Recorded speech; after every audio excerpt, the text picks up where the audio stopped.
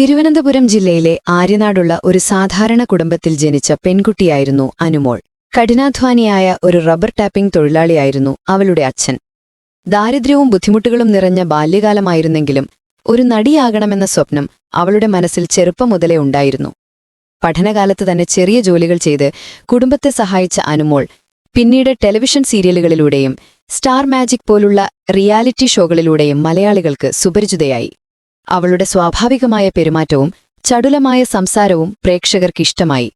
2025 മോഹൻലാൽ അവതാരകനായി എത്തിയ Bigg Boss Malayalam season 7 Anumol ഒരു മത്സരാർത്ഥിയായി പ്രവേശിച്ചു. 100 ദിവസത്തിലധികം നീണ്ടുനിന്ന ആ യാത്ര വെല്ലുവിളികൾ നിറഞ്ഞതായിരുന്നു. വീടിനുള്ളിൽ ശക്തമായ നിലപാടുകൾ കാരണം പലപ്പോഴും വിമർശനങ്ങളും വിവാദങ്ങളും നേരിടേണ്ടി വന്നു. PR വർക്ക് ആരോപണങ്ങളും ഉണ്ടായി.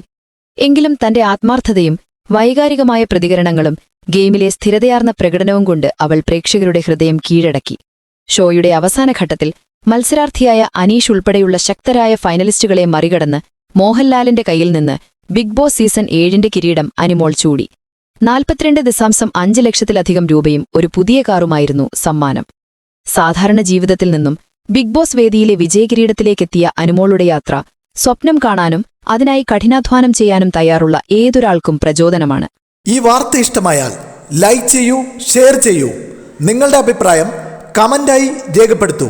സബ്സ്ക്രൈബ് ചെയ്യൂ ബബിൾകം മീഡിയ.